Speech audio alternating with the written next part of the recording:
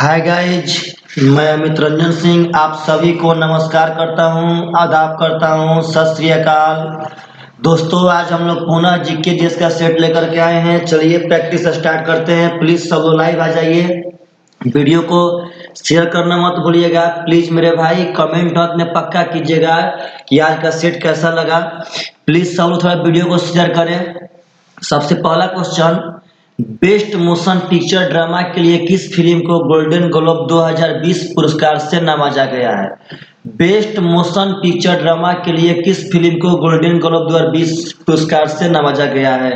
Please सब लोग ऐसा कमेंट करें। प्लीज मेरे भाई, वह कौन सा पिक्चर है जिसको 2020 का गोल्डन ग्लोब पुरस्कार से नवाजा गया है? तो दोस्त याद रखिएगा, वह पिक्चर का नाम है 1917। 1917 नाम के पिक्चर को गोल्डन ग्लोब 2020 पुरस्कार दिया गया है। इसके निर्देशक हैं सैम मेंडेस। दोस्त ध्यान रखना है, इसके निर्देशक हैं सैम मेंडेस। और सर्वश्रेष्ठ अभिनेत्री को गोल्डन ग्लोब अवार्ड इसी पिक्चर का अभिनेत्री थी रेनी जेल्विगर। रेनी जेल्विंगर को मिला है। मेरे दोस्त ध्यान रखना है, इसी फिल्म की अभिनेत्री है रेनी जेल्विंगर, उसको मिला है सर्वश्रेष्ठ अभिनेत्री का गोल्डन ग्लोब अवार्ड। तो सब लोग ध्यान रखिएगा, सैम मेंडेस इसके निर्देशक है। 1917 को मिला है गोल्डन ग्लोब 2020 पुरस्कार। रेनी जेल्विंगर सर्वश्रेष्ठ अभिनेत्री का पुरस्कार जीती, जो इसी फिल्म में अभिनेत्री की भूमिका में थी। अगला क्वेश्चन, सबसे इंपॉर्टेंट बात कि 8 सितंबर 2016 को संवैधानिक संशोधन अधिनियम 2016 के माध्यम से संसद द्वारा माल और सेवा कर जीएसटी लागू किया गया था। बस इतना पूछता है कि कौवे संविधान संशोधन के तहत जीएसटी लागू किया गया था? मेरे दोस्त सबसे पहले याद रखिएगा कि यह 8 सितंबर 2016 को लागू किया गया था। सबसे पहला बात यहाँ दोस्त याद रखना है कि यह 8 सितंबर 2016 को जीएसटी लागू किया गया था। तो आप सभी आदमी आंसर कमेंट कीजिए, कौवे संविधान संशोधन के तहत जीएसटी लागू किया गया था। तो दोस्त इंपॉर्टेंट क्वेश्चन है, 101वें संविधान संशोधन के तहत जीएसटी लागू किया गया था, इस बात को मत भूलिएगा। जीएसटी 8 सितंबर 2016 को लागू किया गया था, इस बात को भी नहीं भूलना है कि 8 सितंबर 2016 को लागू किया गया था। अगला क्वेश्चन, कंप्यूटर के संबंध में 1 बाइट कितने बिट्स के बराबर होते हैं? एक बाइट कितने बिट्स के बराबर होते हैं, इस बात को मत भूलिएगा। दोस्त आंसर कमेंट कीजिए, 1 बाइट कितने बिट्स के बराबर? तो दोस्त होता है 1 बाइट 8 बिट्स के बराबर होते हैं, इस बात को नहीं भूलना है। आगे रहता है एक निवल होता है 4 बिट्स के बराबर। तो दोस्त देखिएगा ध्यान से, यहाँ पे और भी भिन्न भिन्न तरह से क्वेश्चन आते हैं। आप बोलिए अगर 8 बिट्स रहेगा तो 1 बाइट होगा, तो अगर हम 4 बिट्स कहें तो 4 बिट्स को हम आधा बाइट कह सकते हैं कि ना? तो एक निवल होता है 4 बिट्स के बराबर, तो आधा बाइट के बराबर भी होता है। ये भी क्वेश्चन एग्जाम पूछ चुका है। आधा बाइट को हम 4 बिट्स बोलेंगे, क्योंकि पूरा बाइट होता है 8 बिट्स के बराबर, तो 4 बिट्स को हम एक निवल बोलते हैं, इस बात को मत भूलिएगा। अब 1 MB में भाई जी ध्यान देना है, 1 MB अगर रहता है तो 1 MB में होता है 1024 KB। और आगे जाएंगे तो 1 GB में होता है, दोस्त ध्यान रखना है आपका 1024 MB। अब आगे जाएंगे आप, 1 TB में होता है दोस्त 1024 GB। तो ऐसा कोई भी क्वेश्चन आए तो आप सभी आदमी से बनना चाहिए, इसी बात को ख्याल रखना। अगला क्वेश्चन, संविधान के 91वें संशोधन अधिनियम 2003 के अनुसार किसी राज्य के मंत्रिपरिषद में मुख्यमंत्री सहित मंत्रियों की कुल संख्या उस राज्य के विधानसभा के सदस्यों की कुल संख्या के कितना % से अधिक नहीं होना चाहिए? सिंपल क्वेश्चन है, आप इतना समझिएगा कि किसी भी स्टेट में जब वहां विधानसभा का चुनाव हो जाता है तो वहां पे कितने वहां सदस्य को मंत्री बनाया जा सकता है, किसी भी स्टेट के कितने सदस्य को मानिए, और वहां पे टोटल सदस्य तक सबको मंत्री बना दीजिएगा तो नहीं दोस्तों। ध्यान रखना है, किसी भी सदस्य में जितना वहां का सदस्य सदस्य है उसके 15% को मंत्री पद दिया जा सकता है, जिसमें मुख्यमंत्री भी शामिल रहेंगे। आगे पूछता है कौन संविधान संशोधन अधिनियम के तहत 91वां संविधान संशोधन के तहत कब किया गया था भाई साहब? तो 2003 में किया गया था, इस बात को मत भूलिएगा। 15% से ज्यादा कभी ना होना चाहिए। उस स्टेट में जितने भी सीट रहेंगे उस सीट के 15% सीट पे मंत्री काबिज हो सकते हैं। अगला क्वेश्चन कहता है निम्नलिखित में से किसे मोशन पिक्चर ड्रामा में किसी अभिनेता द्वारा सर्वश्रेष्ठ प्रदर्शन के लिए गोल्डन ग्लोब 2020 पुरस्कार से सम्मानित किया गया है? सर्वश्रेष्ठ अभिनेता को पार्टनर साहब गोल्डन ग्लोब 2020 से सम्मानित किया गया है। सर्वश्रेष्ठ अभिनेता को तो दोस्त ध्यान रखना है, वह सर्वश्रेष्ठ अभिनेता है जॉकी फोनिक्स। जॉकी फोनिक्स से पार्टनर साहब जिनके जोकर फिल्म से बिलोंग करते हैं। जॉकी फोनिक्स से जिनको सर्वश्रेष्ठ अभिनेता को मिला है। सर्वश्रेष्ठ अभिनेत्री को मिला है दोस्त रेनी जेलविंगर को। सर्वश्रेष्ठ फिल्म को मिला है दोस्त 1917 को। इनके 1917 के निर्देशक हैं दोस्त सैम मेंडेस। तो आगे ख्याल रखना है दोस्त। अगला क्वेश्चन बहुत ही इंपॉर्टेंट क्वेश्चन, भारत में मौद्रिक नीति कौन बनाता है? दोस्त भारत में मौद्रिक नीति कौन बनाता है? सब लोग आंसर कमेंट कीजिए। भारत में मौद्रिक नीति कौन बनाता है? तो दोस्त याद रखिएगा आपका reserve bank of India, RBI, reserve bank of India, जिसके अभी शक्तिकांत दास गवर्नर है। आरबीआई मौद्रिक नीति बनाता है। इसका स्थापना 1935 में हुआ था। इसका मुख्यालय बंबई में है। यह सब लोग बात याद रखिएगा। आरबीआई मौद्रिक नीति पार्टनर साहब, आरबीआई मौद्रिक नीति बनाता है। अगला क्वेश्चन, महात्मा गांधी द्वारा दीनबंधु की उपाधि किसको दी गई थी? तो दोस्त याद रखना है कि महात्मा गांधी द्वारा दीनबंधु की उपाधि सीएफ एंड्रूज को दी गई थी। सीएफ एंड्रूज को दीनबंधु की उपाधि दिया गया था दोस्तों, मत भूलिएगा। सीएफ एंड्रूज को दीनबंधु की उपाधि दिया गया था। अगला क्वेश्चन, निम्नलिखित में से कौन हृदय से गुर्दों तक रक्त पहुंचाती है? कौन मेरे भाई हृदय से गुर्दों तक रक्त पहुंचाती है? प्लीज सब लोग आंसर कमेंट कीजिए। कौन हृदय से गुर्दों तक रक्त पहुंचाती है? तो दोस्त याद रखना है। अब देखिए इतना बात फिर से, ये धमनी तो पहुंचाती है, तो धमनी पहुंचाती है तो ऑप्शन नंबर ए खत्म, ऑप्शन नंबर बी खत्म। यानी आंसर होगा वृक्क धमनी। वृक्क धमनी हृदय से गुर्दों तक रक्त पहुंचाती है। वृक्क धमनी आपका दोस्त हृदय से गुर्दों तक रक्त पहुंचाती है। अगला, नन्नू के खेतों की मिट्टी रेतीली है। दोस्त नन्नू नाम का एक लड़का है, उसका खेत है, उसका मिट्टी जो है वो रेतीली है। उसके खेत के लिए आदर्श फसल कौन सी होगी? मतलब उस नन्नू के खेत में जो रेतीली मिट्टी का खेत है उसमें सबसे बढ़िया फसल कौन सी होगी, यही बताना है। लेकिन डायरेक्ट हम क्वेश्चन बोले तो क्वेश्चन इतना बोलता है कि रेतीली मिट्टी में कौन सा फसल बढ़िया से हो सकता है? तो दोस्त इसका आंसर होगा मक्का। मक्का फसल रेतीली मिट्टी में एकदम बढ़िया से हो सकता है। तो दोस्त अगला क्वेश्चन, तिब्बत के परिवहन के तौर पर निम्नलिखित में से किस जानवर का उपयोग किया जाता है? आपके तिब्बत कंट्री में परिवहन को माल ढोने के तौर पे कौन से जानवर का उपयोग किया जाता है? दोस्त आंसर प्लीज कमेंट में, किस जानवर का उपयोग किया जाता है? तो दोस्त याद रखिएगा वो है याक। याक का तिब्बत में परिवहन के क्षेत्र में याक का यूज किया जाता है। अगला क्वेश्चन, निम्नलिखित में से किसने जनवरी 2020 में पार्टनर नाडिया किचेनोक के साथ, नाडिया किचेनोक उसका पार्टनर थे, नाडिया किचेनोक के साथ WTA Hobart international tennis trophy जीता था? 2020 के जनवरी में कौन अपने पार्टनर नाडिया किचेनोक के साथ WTA Hobart international tennis trophy, Hobart international tennis trophy जीता था? तो दोस्त याद रखना है वह भारत की माने जाने प्लेयर सानिया मिर्जा थी। Sania Mirza WTA Hobart international tennis trophy 2020 में जीती थी।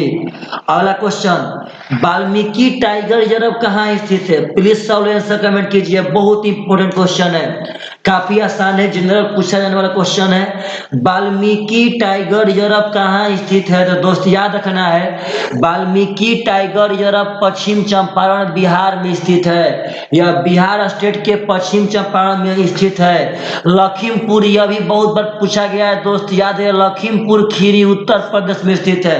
लखीमपुर खीरी उत्तर प्रदेश में, रणथंभौर राजस्थान में है, और चंद्रपुर महाराष्ट्र में है दोस्त, याद रखिएगा। पश्चिम चंपारण बिहार में वाल्मीकि टाइगर रिजर्व है। अगला क्वेश्चन, जनवरी 2020 तक की स्थिति के अनुसार निम्नलिखित में से किसे फीफा विश्व कप के पूरे इतिहास में एक ही टूर्नामेंट में सबसे अधिक गोल करने का गौरव प्राप्त हुआ था?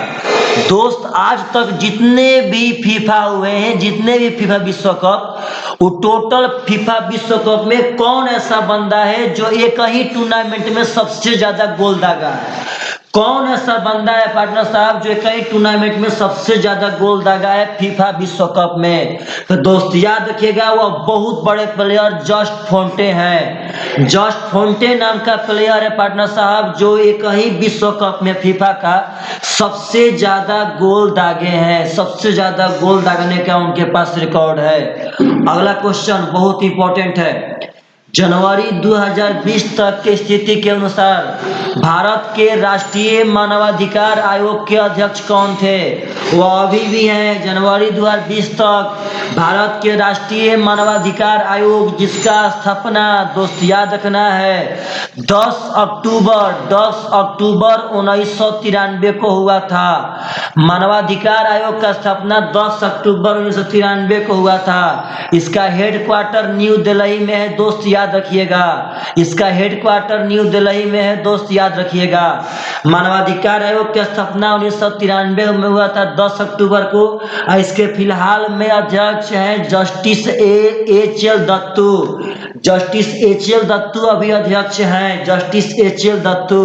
तो राष्ट्रीय मानवाधिकार आयोग दोस्त ध्यान रखना है, स्थापना 1993 में, मुख्यालय न्यू दिल्ली, अभी जस्टिस एच.एल. दत्तू हैं इसके अध्यक्ष। अगला, जनवरी 2020 तक की स्थिति के अनुसार किसे वनडे इंटरनेशनल में सबसे अधिक करियर बल्लेबाजी का औसत रखने का गौरव प्राप्त है? देखिए, इंपॉर्टेंट क्वेश्चन है, आप लोग गलती कर देंगे दोस्त एग्जाम में आएगा तो। वनडे इंटरनेशनल में सबसे ज्यादा बल्लेबाजी का औसत किसके पास है? वनडे इंटरनेशनल में सबसे ज्यादा बल्लेबाजी का औसत किसके पास है? दोस्त याद रखिएगा, वह है रियान टेन डोसेट। रियान टेन डोसेट, जिनके पास 67 पॉइंट समथिंग का बल्लेबाजी का औसत है, और विराट कोहली के पास 59 पॉइंट समथिंग का है, जो सेकेंड नंबर पे है। तो दोस्त याद रखना है, रियान टेन डोसेट 67 पॉइंट समथिंग लेके सबसे टॉप पे है बल्लेबाजी का औसत में। रियान टेन डोसेट, विराट कोहली आपके सेकेंड नंबर पे है ओडीआई में 59 का स्कोर लेकर के। अगला जनरल क्वेश्चन है, महमूद गजनी ने भारत पर कितनी बार आक्रमण किया था? दोस्त प्लीज सॉल्व आंसर कमेंट कीजिए, महमूद गजनी ने भारत पर कितनी बार आक्रमण किया था? तो दोस्त याद रखना है, 17 बार आक्रमण किया था महमूद गजनी भारत पर। अगला क्वेश्चन, भारत के संविधान के अनुच्छेद 80 के अनुसार राज्यसभा के सदस्यों की अधिकतम संख्या कितनी हो सकती है? भारत के संविधान के अनुच्छेद 80 के अनुसार राज्यसभा के सदस्यों की अधिकतम संख्या कितनी हो सकती है?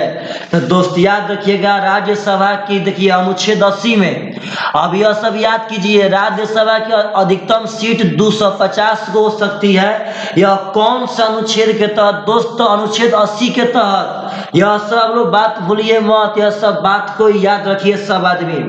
चलिए तो अगला क्वेश्चन, भारत में शहीद उधम सिंह की 120वीं जयंती कब मनाई गई थी? वही शहीद उधम सिंह हैं जो पार्टनर साहब इंग्लैंड में जाके जनरल डायर, जो कि जलियांवाला बाग हत्याकांड में पार्टनर साहब गोली चलवाए थे, उनका यह जाके इंग्लैंड में मर्डर किए थे।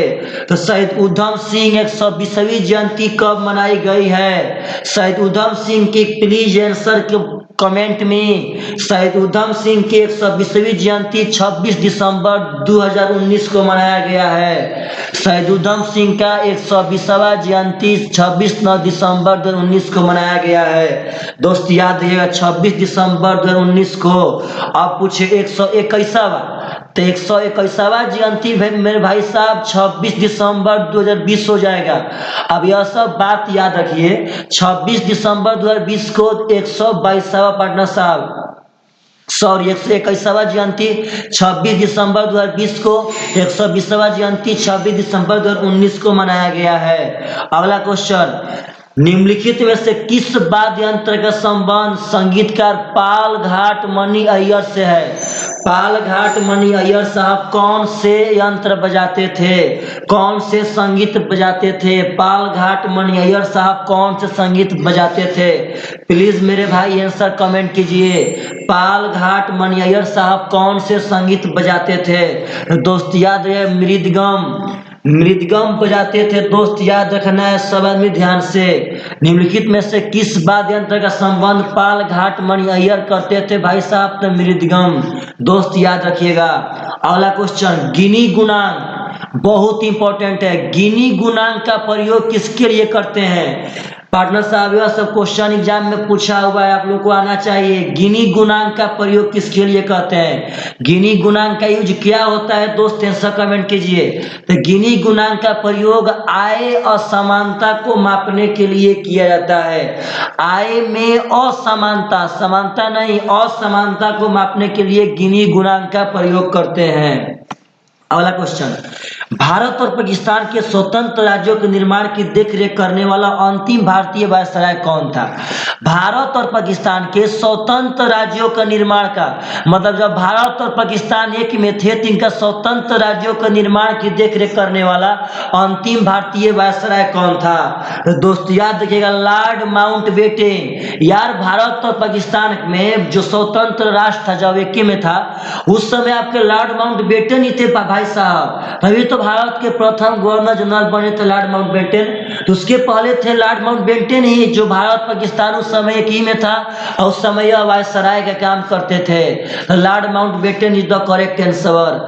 अगला क्वेश्चन, प्रतिवर्ष विश्व पर्यावरण दिवस कब मनाया जाता है? दोस्त याद रखना है, विश्व पर्यावरण दिवस कब मनाया जाता है? तो 5 जून को। विश्व पर्यावरण दिवस कब मनाया जाता है दोस्त? 5 जून को। काफी बार क्वेश्चन पूछा जा चुका है। अगला क्वेश्चन, निम्नलिखित में से कौन सा पार्क यूनेस्को की विश्व विरासत की सूची में भारत का पहला मिश्रित विश्व विरासत स्थल है? यह सब बात समझिए, भारत का पहला मिश्रित विश्व विरासत स्थल है। कौन सा ऐसा पार्क है दोस्तों जो यूनेस्को को विश्व विरासत की सूची में भारत का पहला मिश्रित विश्व विरासत स्थल है? तो दोस्त याद रखिए, वह है कंचनजंगा राष्ट्रीय उद्यान। कंचनजंगा राष्ट्रीय उद्यान मिश्रित विश्व विरासत स्थल है भारत के। यूनेस्को की विश्व विरासत की सूची में भारत का पहला मिश्रित विश्व विरासत स्थल है कंचनजंगा राष्ट्रीय उद्यान। अगला क्वेश्चन दोस्त, भारत के संविधान के किस अनुच्छेद में यह वर्णित है कि एक मंत्री परिषद होगी जिसका प्रमुख प्रधानमंत्री होगा? कौन सा अनुच्छेद कहता है कि लोकसभा भारत में एक मंत्री परिषद होगी जिसका प्रमुख प्रधानमंत्री होगा? कौन सा अनुच्छेद कहता है दोस्त? आंसर कमेंट कीजिए सब लोग। किस अनुच्छेद के तहत भारत में एक मंत्री परिषद होगा जिसका प्रमुख प्रधानमंत्री होगा?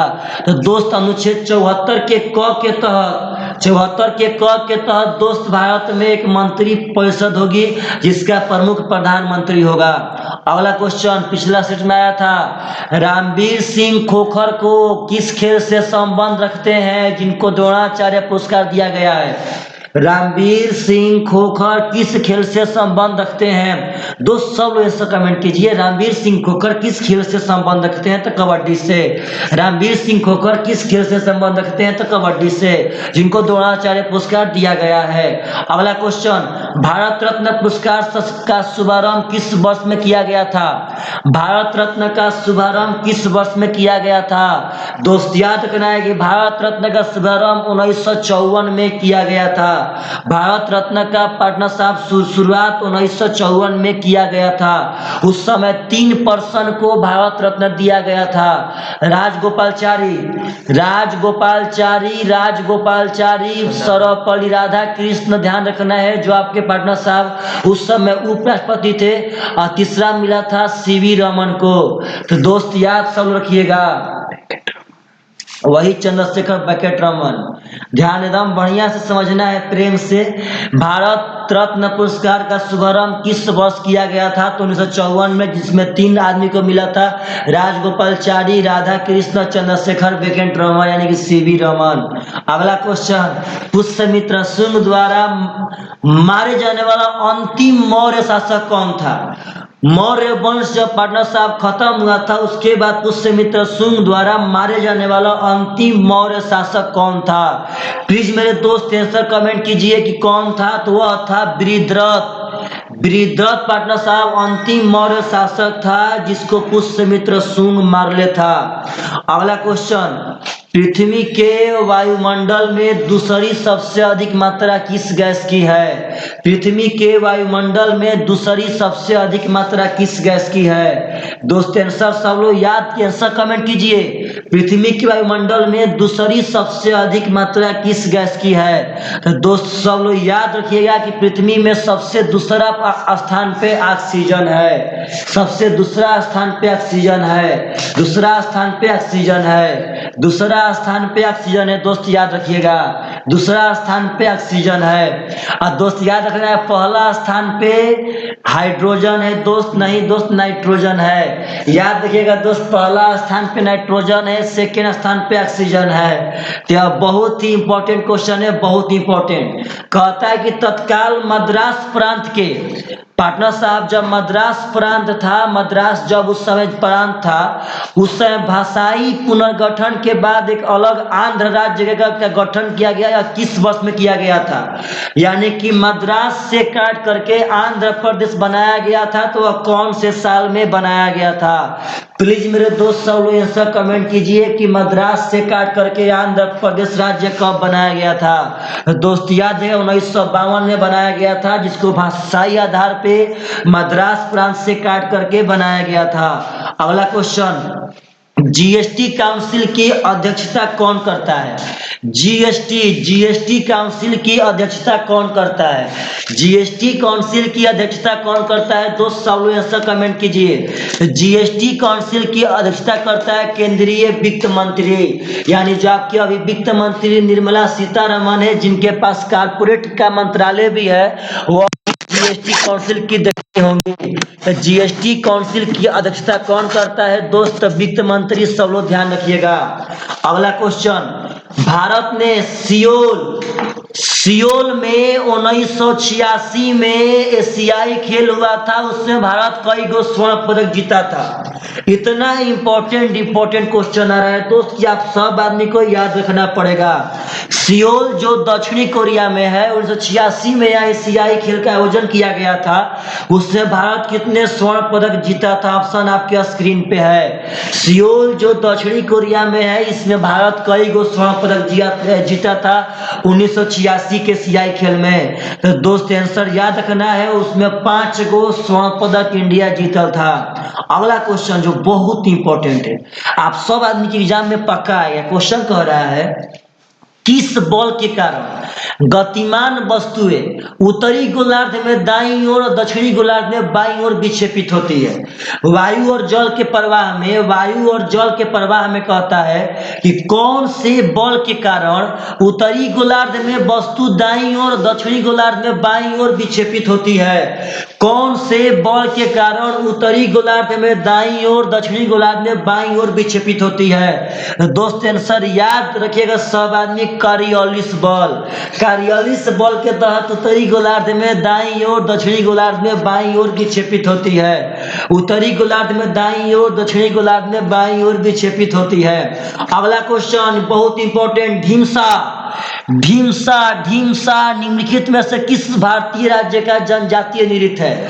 ढीमसा किस भारतीय राज्य का जनजातीय नृत्य है? दोस्त आंसर कमेंट कीजिए। ढीमसा ढीमसा किस जनजातीय नृत्य का पाटना साहब नृत्य है? तो वह आंध्र प्रदेश का, जिसका स्थापना 1952 में किया गया था, मद्रास से काट के पाटना साहब। आप लोग सब बात समझिएगा।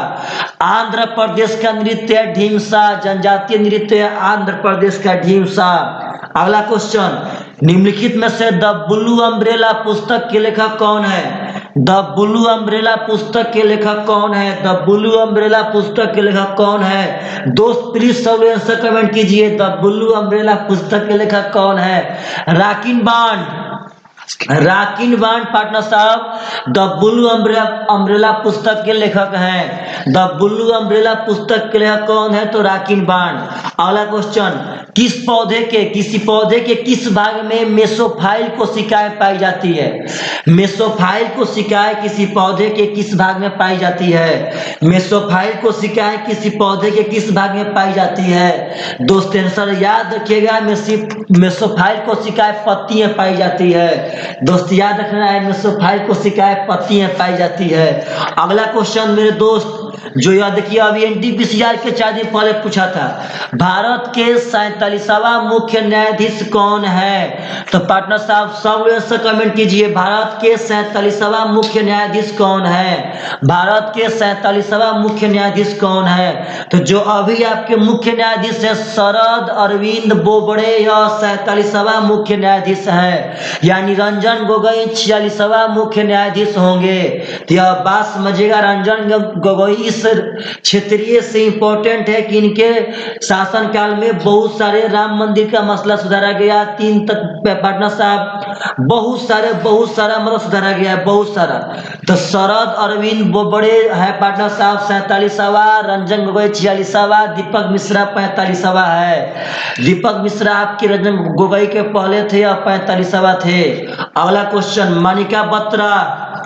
मानिका बत्रा जिसे 2020 का राजीव गांधी खेल रत्न पुरस्कार भी दिया गया है। राजीव गांधी खेल रत्न पुरस्कार भी दिया गया है। मानिका बत्रा कौन से खेल से जुड़ी है? तो टेबल टेनिस। दोस्त याद रखना है, मानिका बत्रा टेबल टेनिस खेलती है, जिससे 2020 का राजीव गांधी पुरस्कार भी दिया गया है। अगला क्वेश्चन, भारतीय राष्ट्रीय गीत वंदे मातरम पहली बार किस राजनीतिक अवसर पर कब गाया गया था? भारतीय राष्ट्रीय गीत वंदे मातरम पहली बार कब गाया गया था? भारतीय राष्ट्रीय गीत वंदे मातरम पहली बार कब गाया था? तो दोस्त याद रखना है, भारतीय राष्ट्रीय कांग्रेस अधिनियम 1896 में पहली बार वंदे मातरम गाया गया था। वंदे मातरम पहली बार। वंदे मातरम के रचयिता कौन है? तो बंकिम चंद्र चटर्जी। बंकिम चंद्र चटर्जी, इन्हीं के बुक में पार्टनर साहब आनंद मठ से लिया गया है। अब आगे चलिएगा, 1896 के अधिवेशन में उस समय अध्यक्ष, देखिए पहला तो सबसे इंपॉर्टेंट बात, 1896 कांग्रेस का कौवा अधिवेशन था तो बराहवा। यह कहाँ हुआ था भाई साहब? तो कलकत्ता में, नहीं भूलना है। यह अधिवेशन कहाँ था? कलकत्ता में। खाली इतना पूछे कि वंदे मातरम कौन से अधिवेशन में? तो पार्टनर साहब बराहवा कलकत्ता में 1896 में गाया गया था। उसके अध्यक्ष कौन थे भाई साहब? तो रहीमतुल्लाह सियानी। रहीमतुल्लाह सियानी उसके अध्यक्ष थे, इस बात को मत भूलिएगा, रहीमतुल्लाह सियानी।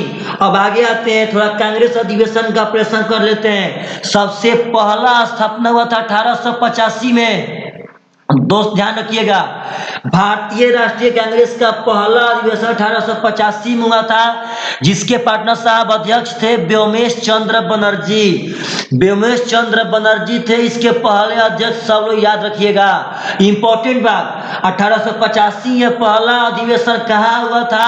तो यह बंबई में हुआ था। दोस्त एक बार और यहाँ पूछ सकता है, दरअसल यह अधिवेशन बंबई में नहीं होने वाला था, यह अधिवेशन पुणे में होने वाला था, लेकिन उस समय एकदम भयंकर अकाल पड़ जाने के कारण अधिवेशन को टाल के बंबई में किया गया था, जिसमें टोटल 72 प्रतिनिधि उपलब्ध थे। तो दोस्त यहाँ पे बहुत सारे क्वेश्चन एग्जाम में पूछे जा सकते हैं। हाँ, एक और बात, ध्यान रखना है सब आदमी को कि जब 1885 में पहला अधिवेशन किया गया था, उस समय भारत का वायसराय कौन था? उस समय भारत का वायसराय कौन था दोस्त? तो ध्यान देना है, उस समय भारत के वायसराय था लॉर्ड डफरिन। लॉर्ड डफरिन उस समय भारत के वायसराय थे। तो यह सब इंपॉर्टेंट है। भारत के वायसराय थे लॉर्ड डफरिन रहमतुल्लाह।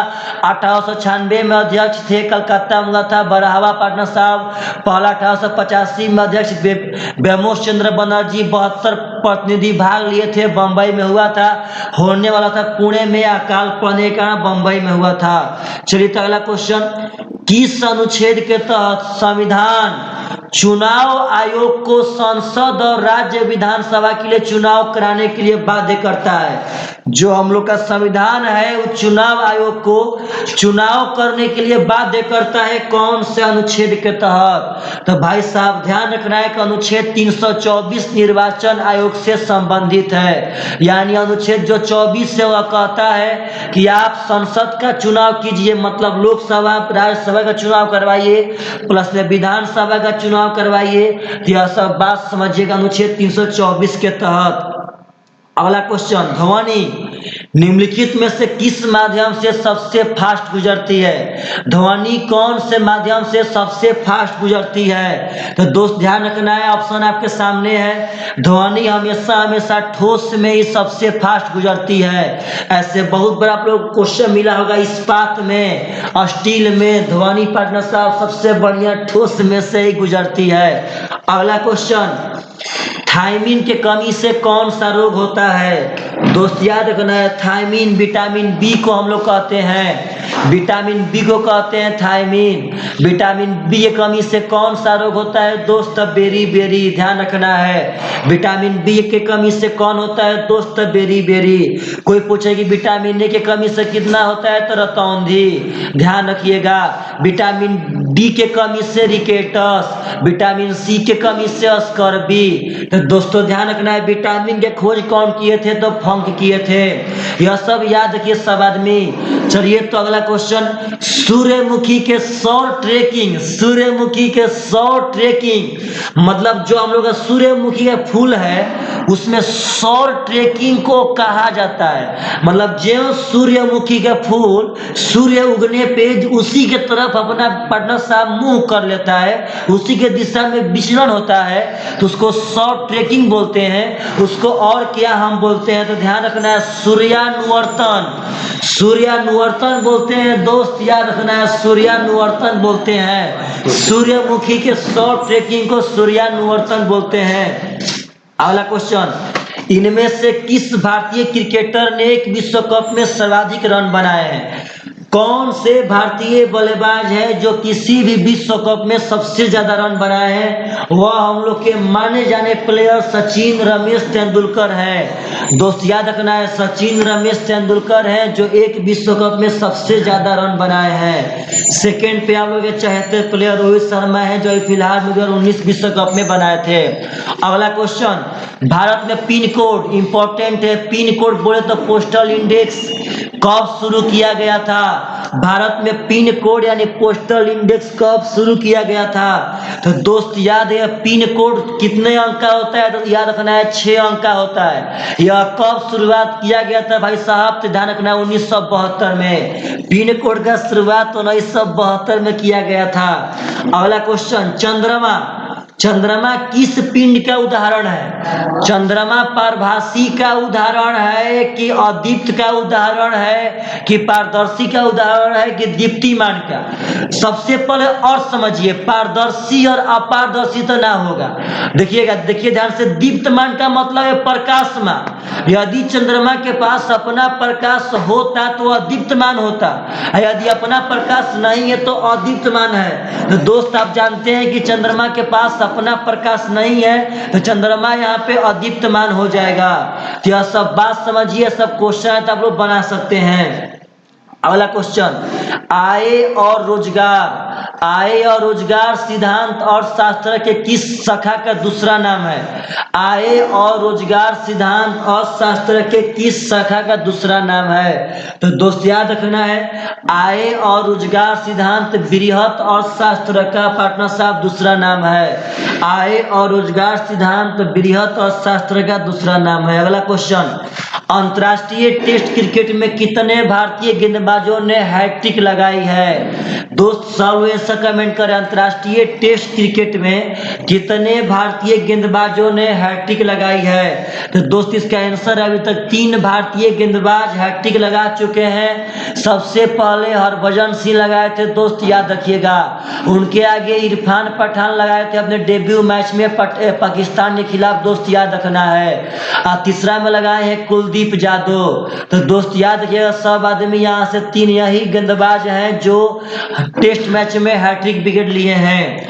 अगला क्वेश्चन, सतलज नदी किस दर्रे से होकर भारत में प्रवेश करती है? सतलज नदी जो दोस्त सिंधु नदी की सहायक नदी है, सिंधु नदी की सहायक नदी है सतलज नदी, या भारत में कौन से दर्रे से होकर गुजरती है? तो दोस्त यहाँ पे थोड़ा सा मिस्टेक हो गया है, वह दर्रा है शिवकिला दर्रा, यहाँ पे शिवकिला होगा। शिवकिला दर्रा से सतलज नदी भारत में प्रवेश करती है। अगला क्वेश्चन, अंग्रेजी में अनुवादित इंडियन नेशनल आर्मी का आदर्श वाक्य क्या था? INA इंडियन नेशनल आर्मी का आदर्श वाक्य क्या था? अंग्रेजी में इसका आदर्श वाक्य है, लेकिन इसका पढ़ना साहब, इसका रियलिटी में आदर्श वाक्य है एकता, विश्वास और बलिदान। एकता, विश्वास और बलिदान इंडियन नेशनल आर्मी का आदर्श वाक्य है। तो चलिए दोस्तों, हम लोग 49 क्वेश्चन का आज प्रैक्टिस किए हैं। प्लीज सब लोग कमेंट करके पक्का बताइएगा कि आप सब आदमी का वीडियो कैसा लगा। चलिए बाय बाय, टेक केयर। आप सभी आदमी को नमस्कार दोस्तों, बाय बाय, टेक केयर।